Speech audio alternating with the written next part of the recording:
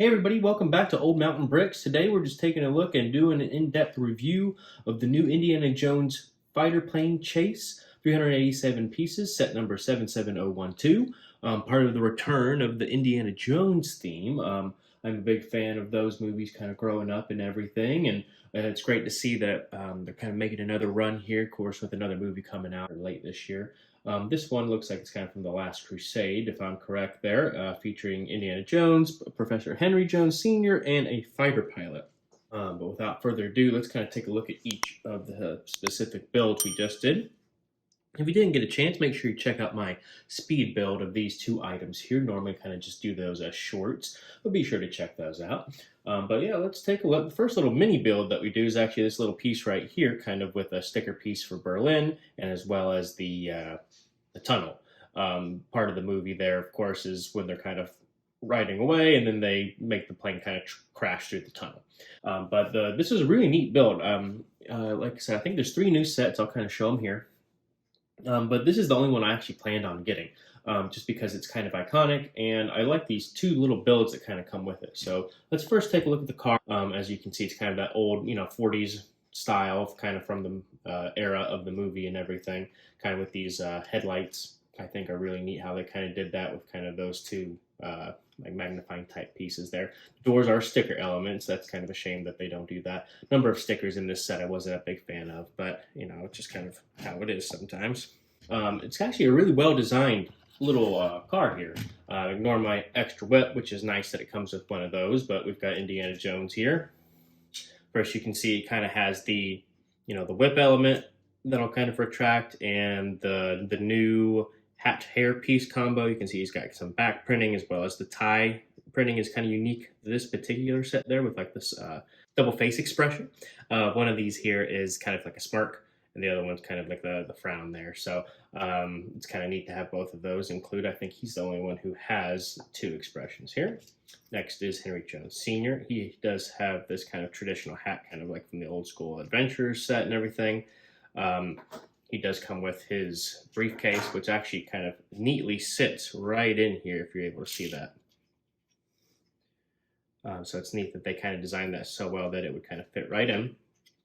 But right in here, I can get those out of there for you, is his umbrella, famous part of the thing there, and then Indiana Jones' little pistol.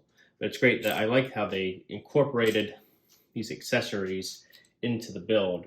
But again, kind of looking around the car, I like the slotted part here. I kind of wish they gave us another sticker element, surprisingly, just to kind of put on the back here. I know sometimes it's actually sealed up, but to make them kind of match these kind of traditional wheels that we get with a lot of sets these days. There is no actual glass sitting here, which kind of, again, works for the set pretty well, but I do think there are parts out there that probably would have worked with that. But no other kind of printed elements inside or anything for like the dash. Now let's take a quick look over at the fireplane. This is actually, I think, kind of unique here for Lego. If you're familiar, Lego was founded and still kind of retains to the principle of not doing like war. They originally didn't make things with like a lot of gray brick because they didn't want folks building tanks and things like that. But over the time, we've kind of gotten little hints of it there. But in the movie, this is, a Nazi fighter plane. So it's interesting that they did actually decide to do that. They did kind of remove, Nazi elements. There's nothing kind of on like the tail or the minifigure or anything for those, obvious reasons. But overall, it's a neat little build of kind of the traditional warplane model there. It does have these new, stud shooters where you can kind of stick this in here and, fire it. If I can hit this guy. There you go.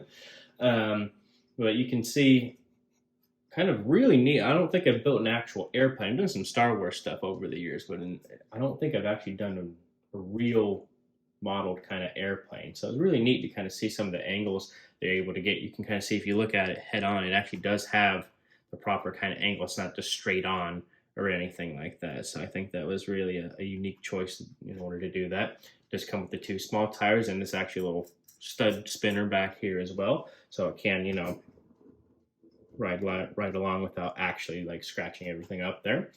Propeller does spin.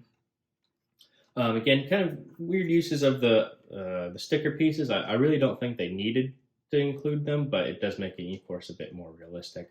Of course, it does have great play features as far as, being able to take the whole cockpit off here, which is kind of neat. So he does fit kind of right in here. They do get a little stick for him to control the aircraft with and everything. If you're able to see in here, he actually does get some of those printed elements there kind of for the gauges and everything. So let me kind of show you kind of how the wings work. They are kind of on these ball joints, so they should just kind of pop right off. Yep, see, just like that. With kind of the removable features, kind of a symmetric build on each side there in order to make those kind of be able to pop off and get that iconic scene of him kind of blowing through the tunnel. As you can kind of see that on the very back of the box here, they kind of illustrate that of kind of going through the tunnel and kind of that part from the movie.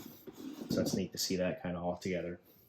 But again, kind of bringing it all together here, I do think this is a great set. I would recommend it just because when I look at the other sets, I like the diorama, but it's not something I really want to, I guess, display at this time. So, when you have something like this is, smaller, it kind of gets the point across for what I'm wanting to, include in my city. Hope you enjoyed this review. Make sure you hit that like button, subscribe, leave a comment of kind of your opinion of this set. Do you think this one is the best one in the sets that came out? We all know, I think the Temple of Doom got canceled there, but with the ones that did come out, I do think this is one of the better ones there, especially as an actual play set, especially at the price point that it's at. And we're definitely going to have this thing hanging around our city. So until next time, thanks for visiting Old Mountain Bricks, and have a good one.